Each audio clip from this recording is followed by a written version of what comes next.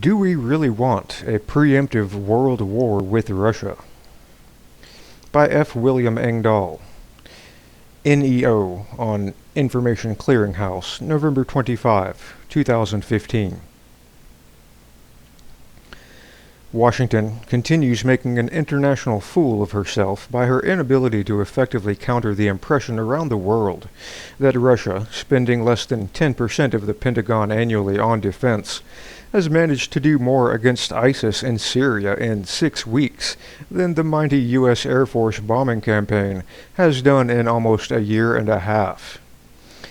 One aspect that bears attention is the demonstration by the Russian military of new technologies that belie the wildly held Western notion that Russia is little more than a backward oil and raw material commodity exporter. Recent reorganization of the Russian state military-industrial complex, as well as reorganization of the Soviet-era armed forces under Defense Minister Sergei Shoigu's term, are visible in the success so far of Russia's ISIS and other terror strikes across Syria. Clearly, Russian military capabilities have undergone a sea change since the Soviet Cold War era. In war, there are never winners.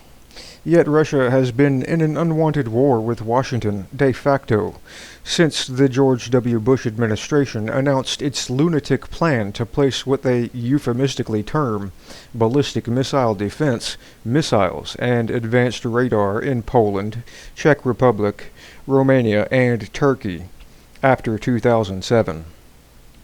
Without going into detail, BMD technologies are the opposite of defense. They instead make a preemptive war highly likely. Of course, the radioactive ash heap in such an exchange would be first and foremost the EU countries foolish enough to invite US BMD to their soil. Then came the highly provocative US-instigated coup d'etat in Ukraine in February 2014, installing a cabal of gangsters, neo-Nazis, and criminals who launched a civil war against its own citizens in East Ukraine, an ill-conceived attempt to bring Russia into a ground war across her border. It followed 2 UN Security Council vetoes by Russia and China of US proposals for no-fly zones over Syria, as was done to destroy Gaddafi's Libya. Now Russia has surprised the West by accepting the request of Syrian President Bashar al-Assad to help eliminate the terrorism that has ravaged the once peaceful country for over 4 years. What the Russian General Staff has managed since the precision air campaign began September 30 has stunned Western defense planners with Russian technological feats not expected. 2 specific technologies are worth looking at more closely: the Russian Sukhoi Su-34 fighter bomber and what is called the Bumblebee hyperbaric mortar weapon. Sukhoi Su-34 full-back fighter bomber, the plane responsible for some of the most damaging strikes on ISIS and other terror enclaves in Syria, is manufactured by the Russian state aircraft industry under the name Sukhoi Su-34. As the Russian news agency RIA Novosti described the aircraft, excerpt, quote, "The Su-34 is meant to deliver a sufficiently large ordnance load to a predetermined area, hit the target accurately, and take evasive action against pursuing enemy planes." The plane is also designed to deal with enemy fighters in aerial combat, such as the U.S. F-16. The Su-34 made a first test flight in 1990, as the collapse of the Soviet Union and the chaos of the Yeltsin years caused many delays. Finally, in 2010, the plane was in full production. According to a report in U.S. Defense Industry Daily, among the Su-34 features are 8-ton ordnance load, which can accommodate precision-guided weapons, as well as R-73 AA-11 Archer and R-77 AA-12 Amramsky missiles, and an internal 30mm GSH-301 gun. Maximum speed of Mach 1.8 at altitude, 3,000-kilometer range, extendable to over 4,000 kilometers with the help of additional drop tanks. The Su-34 can also refuel in midair. It can fly in TERCOM, terrain contour matching mode, for low-level flight and has software to execute a number of difficult maneuvers. Leninit's B004 phased array multi-mode X-band radar, which interleaves terrain, following radar, and other modes. Now, new EW technologies. Clearly the aircraft is impressive as it has demonstrated against terrorist centers in Syria. Now, however, beginning this month it will add a game changer in the form of a new component. Speaking at the Dubai Air Show on November 12, Igor Nasenkov, the first Deputy General Director of the Radio Electronic Technologies Concern, KRET, announced that this month, that is, in the next few days, Sukhoi Su-34 fighter bombers will become electronic warfare aircraft as well.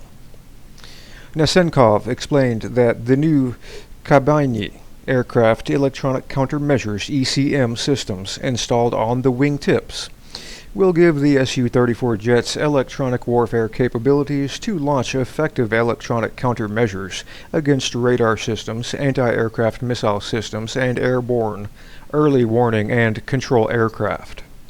KRET is a holding or group of some 95 state electronic companies formed in 2009 under the giant Russian state military industry holding, Rostec.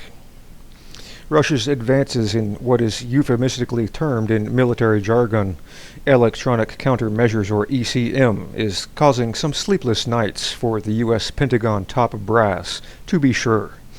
In the battles in eastern pro-Russian Ukraine earlier this year, as well as in the Black Sea and now in Syria, according to ranking U.S. military sources, Russia deployed highly effective ECM technologies like the Krasukha-4 to successfully jam hostile radar and aircraft.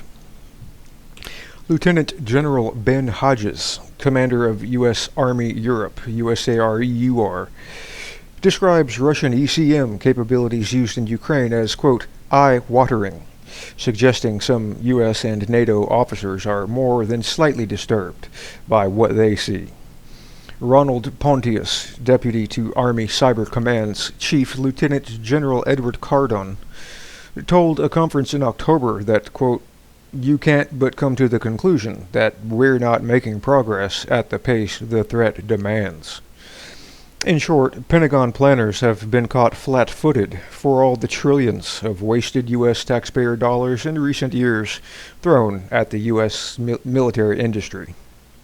During the critical days of the March 2014 Crimean citizens' referendum vote to appeal for status within Russia, New York Times reporters then in Crimea reported the presence of Russian electronic jamming systems known as R-330ZH Zytel, manufactured by Protec in Voronezh, Russia. The state-of-the-art technology was believed to have been used to prevent the Ukrainian army from invading Crimea before the referendum.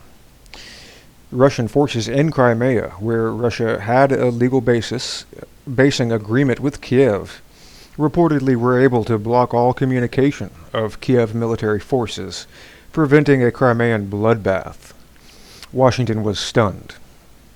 USS Donald Cook, thereafter, in April 2014, 1 month after the accession of Crimea into the Russian Federation, President Obama ordered the USS Donald Cook into the Black Sea waters just off Crimea, the home port of Russia's Black Sea Fleet, to, quote, reassure EU states of U.S. resolve.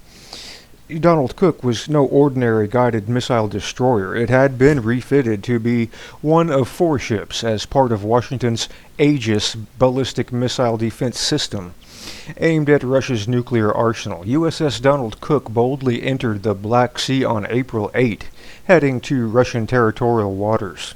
On April 12, just 4 days later, the U.S. ship inexplicably left the area of the Crimean waters of the Black Sea for a port in NATO member Romania. From there, it left the Black Sea entirely. A report on April 30, 2014, in Russian newspaper Rossiyskaya Gazeta Online said, titled, quote, "What Frightened the American Destroyer," stated that while the USS Donald Cook was near Crimean, Russian by that time, waters, a Russian Su-24 frontal aviation bomber conducted a flyby of the destroyer. The Rossiyskaya Gazeta went on to write that the Russian Su-24, quote, "did not have bombs or missiles on board. One canister with the Kibin electronic warfare complex was suspended under the fuselage. As it got close to the U.S. destroyer, the Kibinis turned off the USS Donald Cook's radar, combat control circuits, and data transmission system. In short, they turned off the entire Aegis, just like we turn off a television by pressing the button on the control panel.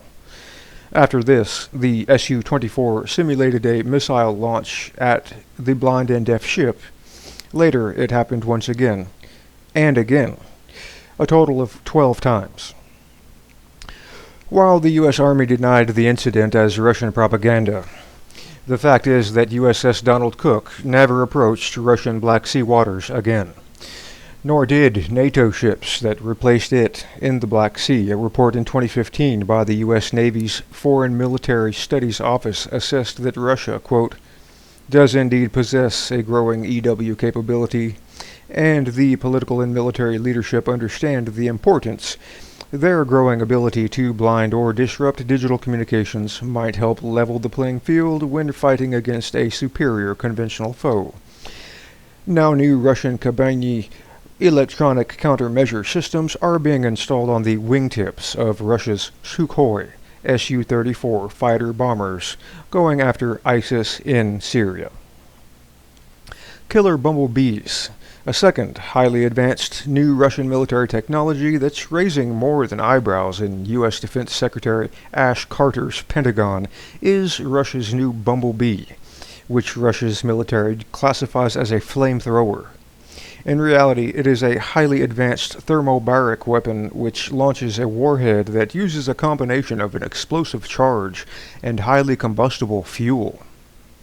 When the rocket reaches the target, the fuel is dispersed in a cloud that is then detonated by the explosive charge.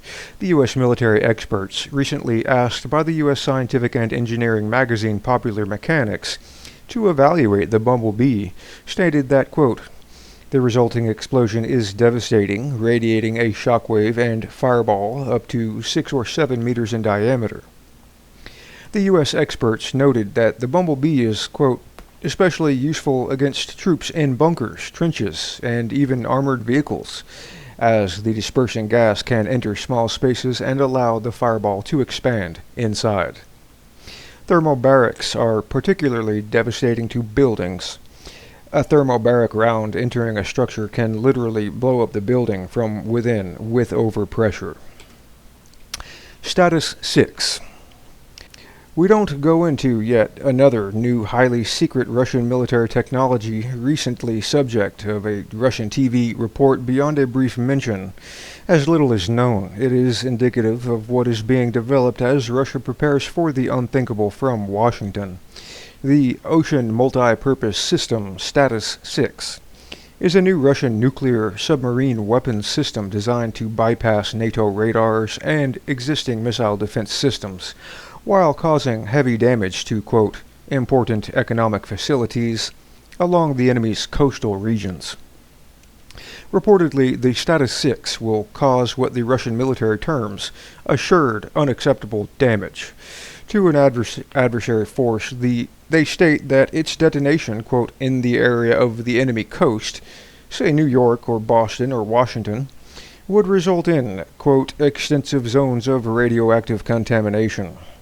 That would ensure that the region would not be used for, quote, military, economic, business, or other activity for a long time." Status 6 reportedly is a massive torpedo designated as a self-propelled underwater vehicle. It has a range of up to 10,000 kilometers and can operate at a depth of up to 1,000 meters. At a November 10 meeting with the Russian military chiefs, Vladimir Putin stated that Russia would counter NATO's U.S.-led missile shield program through, quote, new strike systems capable of penetrating any missile defenses. Presumably, he was referring to Status 6. U.S. Defense Secretary Carter declared on November 8 in a speech that Russia and China are challenging American preeminence and Washington's so-called stewardship of the world order. Carter added that the most disturbing is Moscow's nuclear saber rattling, which, in his view, quote, raises questions about Russian leaders' commitment to strategic stability, their respect for norms against the use of nuclear weapons. Not surprisingly, Carter did not mention Washington's own very loud nuclear saber rattling. In addition to advancing the U.S. ballistic missile defense array targeting Russia, Carter recently announced highly advanced U.S. nuclear weapons would be stationed at the Buchel Air Base in Germany as part of a joint NATO nuclear program which involves non-nuclear NATO states in Europe hosting more than 200 U.S. nuclear warheads. Those NATO states across Europe, including Germany, have just become a potential ground zero in any possible nuclear war between the United States and Russia. Perhaps it's time for some more sober minds to take responsibility in Washington for restoring a world at peace, not minds obsessed with such ridiculous ideas of preeminence.